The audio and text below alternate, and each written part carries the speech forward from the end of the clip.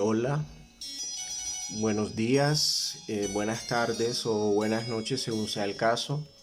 Mi nombre es Daniel Damián Barrios y quiero compartir este espacio de lecturas que quiero llamar digresiones, simplemente con la excusa de hablar un poco de literatura, de música, de arte en general, ¿no? Hoy, bueno, en el fondo están sonando las de Goldberg Variations, las variaciones de Goldberg. Esa es una obra de Johann Sebastian Bach y aquí está interpretada por Keith Jarrett, que es un pianista norteamericano, si no estoy mal. Eh, pero bueno, que la música suene y la excusa del día de hoy es la literatura. Les traigo dos autores, Jorge Luis Borges y Miguel de Unamuno.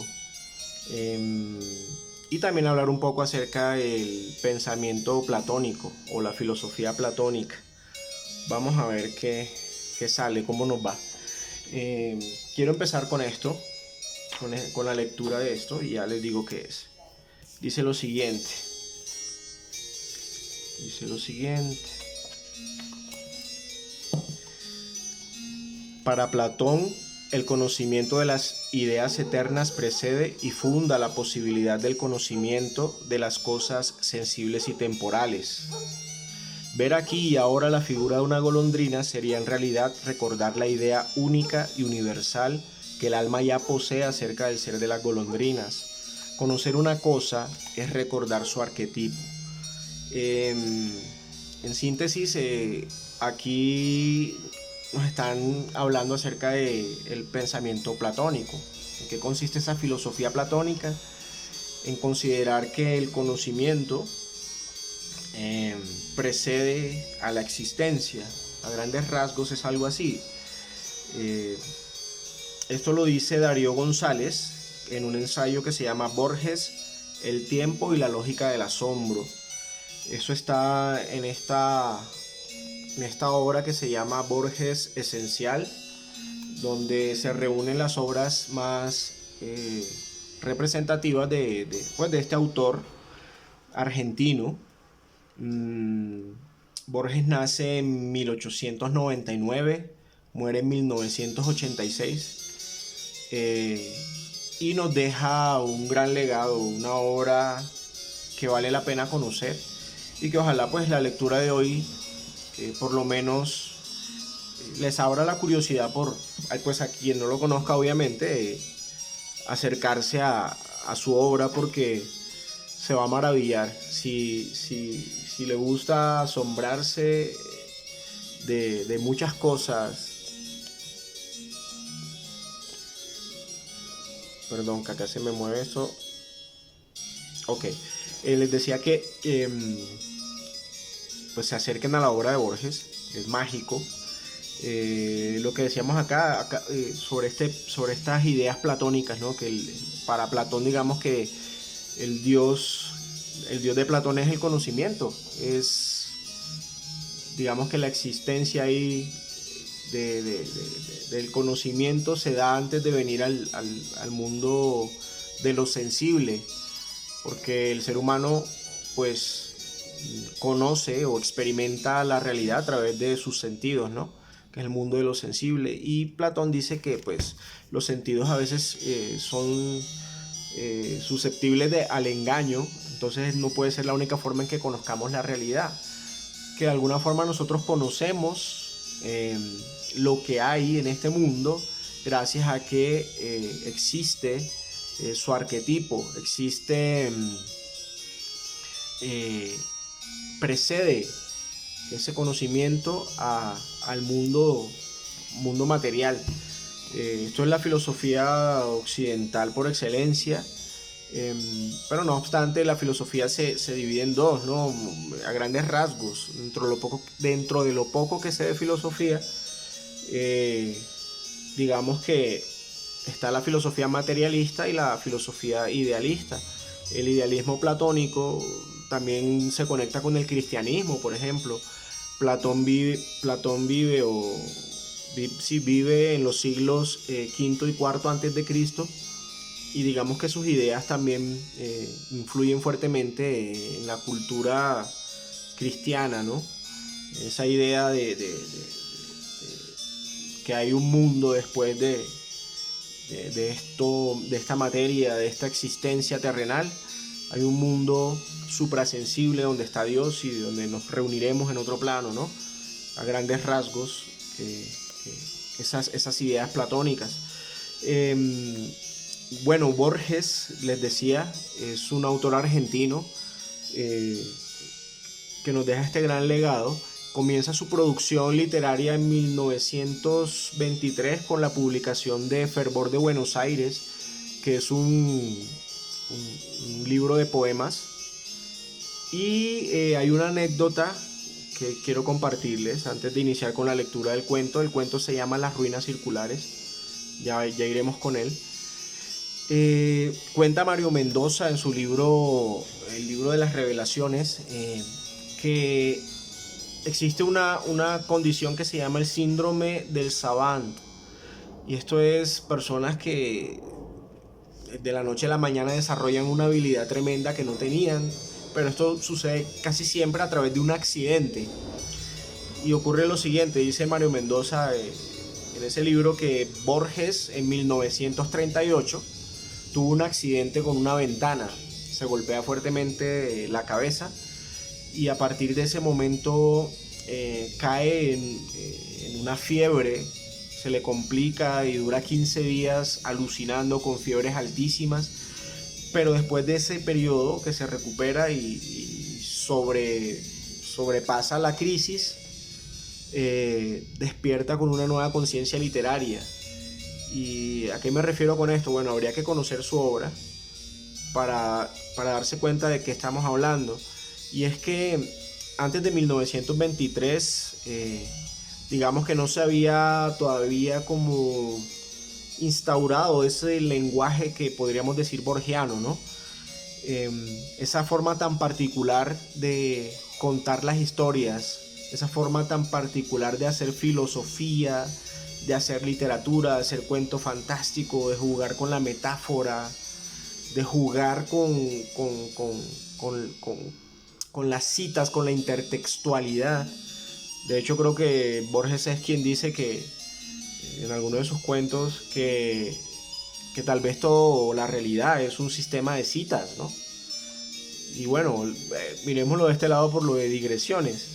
Dice Hölderlin que somos dioses cuando soñamos y mendigos cuando estamos despiertos.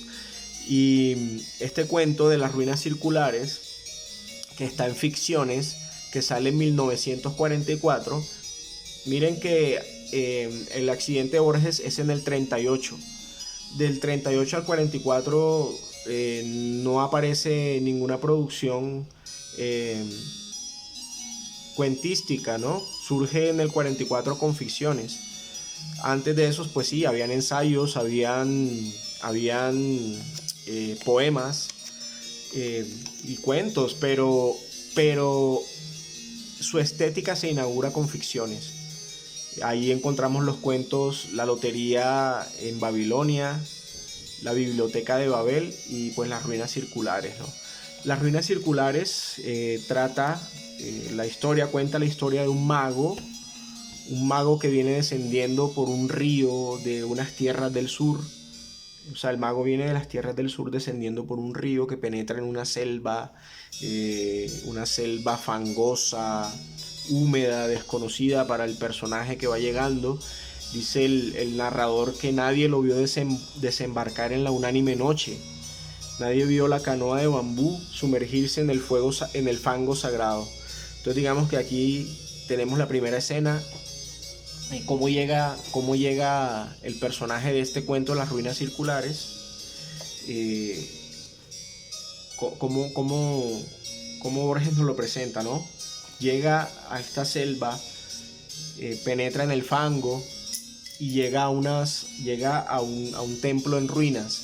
Ese templo en ruinas tiene una forma circular. Y en él hay una imagen, hay una estatua de un toro, pero no es solo un toro, también es un tigre, es las dos cosas a la vez. Y pues es un templo que ha sido arrasado por el fuego, ¿no? Este mago que ha llegado allí llega con un propósito. ¿Y cuál es el propósito del mago? El propósito, el propósito que lo guiaba no era imposible, aunque sí sobrenatural. Quería soñar un hombre. Quería soñarlo con integridad minuciosa e imponerlo a la realidad. Ese proyecto mágico había agotado el espacio entero de su alma. Si alguien le hubiera preguntado su propio nombre o cualquier rasgo de su vida anterior, no habría acertado a responder. Entonces, el propósito del mago es soñar a un hombre y traerlo a la realidad. Entonces, miren cómo aquí ya empezamos a jugar con esto de lo platónico. En ese mundo que está allá en el plano de lo onírico, va a soñar a un hombre y traerlo a la realidad. Él no sabe por qué. Si le hubieran preguntado algo de su vida, no atinaría a responder. Parece que le hubiesen borrado la memoria, el conocimiento, ¿no? Sin embargo, su propósito es claro y sabe cómo hacerlo. Y empieza a soñar a este hombre. Pero no solo al hombre, ¿no? Porque la única tarea era dormir y soñar. Y dice que al principio los sueños eran caóticos. Poco después fueron de naturaleza dialéctica. El forastero se soñaba en el centro de un anfiteatro circular, que era de algún modo el templo incendiado, o sea, el templo al que él llegó, ¿no? Nubes de alumnos taciturnos fatigaban las gradas. Las caras de los últimos pendían a muchos siglos de distancia y a una altura estelar, pero eran del todo precisas. Entonces, miren, el hombre les dictaba lecciones de anatomía, de cosmografía, de magia. Los rostros escuchaban con ansiedad y procuraban responder con entendimiento, como si adivinaran la importancia de aquel examen, que redimiría a uno de ellos de su condición de vana apariencia y lo interpolaría en el mundo real. Miren lo bonito de esto. Él está soñando a esa multitud de alumnos a los que les está enseñando, les está impartiendo el conocimiento, ¿no? El Dios de Platón, el conocimiento precede la existencia. Y miren que él buscaba un alma que mereciera participar en el universo. Pero lo que buscaba en esta alma para que pudiera participar en el universo es que preexistiera en sí misma, que fuese capaz de discutir con el maestro, de entablar una discusión, una dialéctica acerca de todo, de las enseñanzas que está recibiendo el maestro, que dudara de ellas, ¿no? Que es lo que en últimas hace a un ser humano, que es la capacidad de razonar y de ser divergente con la realidad, de ser divergente y convergente también, porque en eso consiste la naturaleza humana, ¿no? Cuestionar las cosas. Entonces lo que él busca dice acá, que buscaba un alma que mereciera participar en el universo. Y esto también lo conectamos haciendo una digresión allí con otro cuento de Borges que se encuentra en el libro de Arena. El cuento se llama Utopía de un hombre que está cansado. Miren, todos estos textos que les nombro, vale la pena que los busquen. El que no los conozca, qué bueno, porque tiene la posibilidad de encontrar algo que nunca antes ha visto. Bueno, y dice entonces, bueno, les decía sobre ese cuento de Utopía de un hombre que está cansado. En Utopía de un hombre que está cansado, hay en un momento de diálogo entre dos personajes, uno de ellos dice que no conviene fomentar el género humano, porque hay quienes piensan que es un órgano de la divinidad para experimentar el universo. Entonces miren lo bonito de eso, que el ser humano sea un órgano de la divinidad para experimentar el universo. Lo que está buscando acá el mago, ¿cierto?, es un alma que mereciera participar en el universo, es decir, que sea capaz, que sea sensible a la realidad que lo circunda para vivirla, para experimentarla. Y eso es la vida misma, ¿no? La vida es una experiencia, es un viaje, es un río. Y Borges juega mucho también con esos símbolos, con el río como símbolo de la vida. Habla mucho, por ejemplo, de Heráclito, que dice que el tiempo es un río en el que nadie se puede bañar dos veces, ¿no? Nosotros llegamos a la existencia para desvanecernos en ella, llegamos al aquí y a la ahora, pero no somos perennes, no somos eternos, somos fugaces, y esa conciencia de la mortalidad es lo que le da especial valor a la vida, a la existencia, al estar aquí.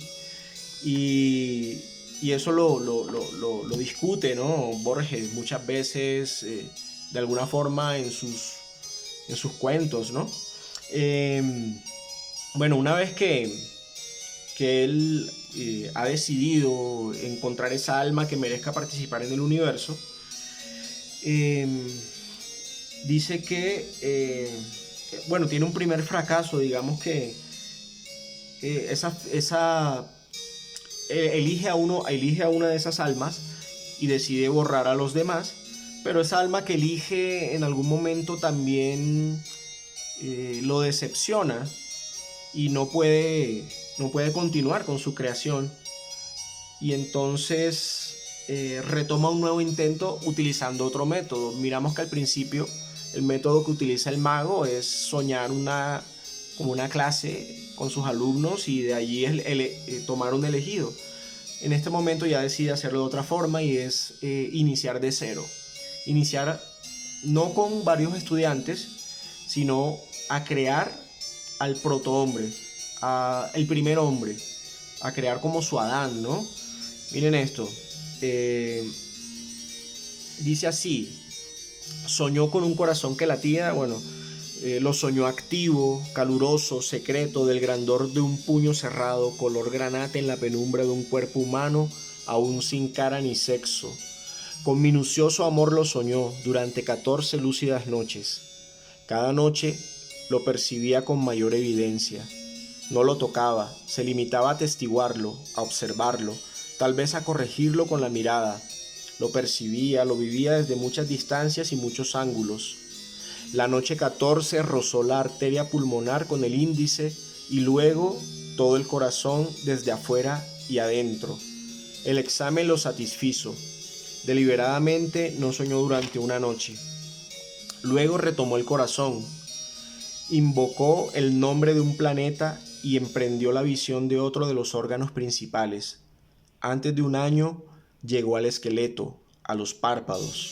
El pelo innumerable fue tal vez la tarea más difícil. Miren qué bonito esto. Lo de el pelo innumerable fue tal vez la tarea más difícil.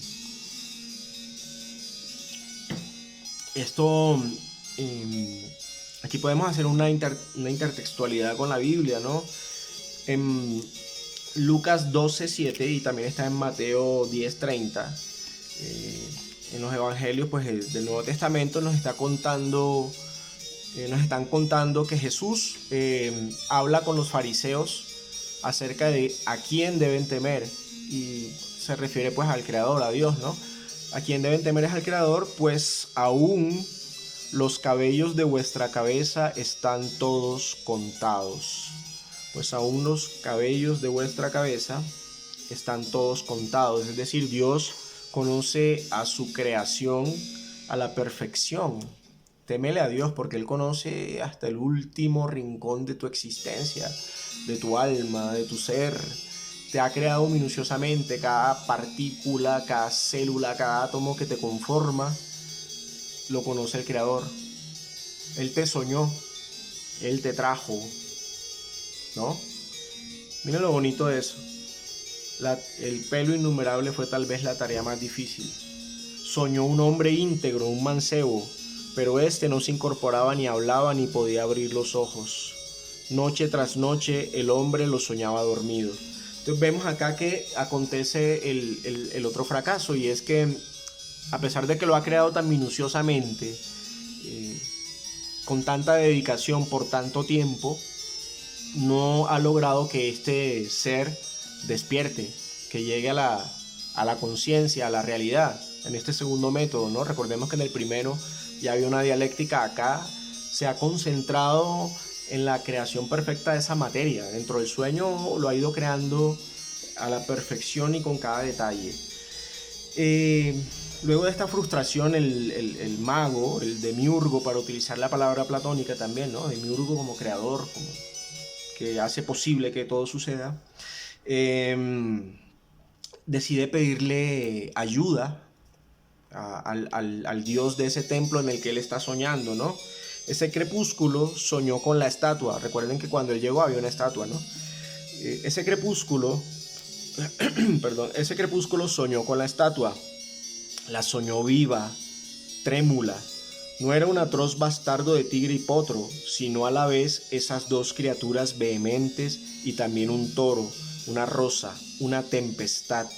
Ese múltiple dios le reveló que su nombre terrenal era fuego, que en ese templo circular y en otros iguales le habían rendido sacrificio y culto, y que mágicamente animaría el fantasma soñado, de suerte que todas las criaturas, excepto el fuego mismo y el soñador, lo pensaran un hombre de carne y hueso. Le ordenó que una vez instruido en los ritos, lo enviara al otro templo despedazado cuyas pirámides persisten aguas abajo, para que alguna voz lo glorificara en aquel edificio desierto. En el sueño del hombre que soñaba, el soñado se despertó. Entonces vemos que aquí ya el dios del fuego se le ha presentado al mago, al demiurgo que está soñando, y logra que a ese ser que está soñando deje de dormir y despierte. Llega a la realidad y ya le ha encomendado una tarea, y es que siga río abajo. Recordemos que el mago venía, ¿no? Río arriba, del sur, llegó a esta selva, llegó a ese templo, su tarea es soñar, y estamos aquí en que ha cumplido con el propósito gracias a la ayuda que le ha prestado el dios del fuego, y le dice que los únicos que saben la verdad, ¿no? Es el soñador, es decir, el creador, el que ha creado a este hombre, y el fuego mismo, que es el dios. Y aquí casi que hay una trinidad, miren eso. El fuego, Dios, el soñador, ¿cierto? Como el espíritu, y el soñado como el hijo.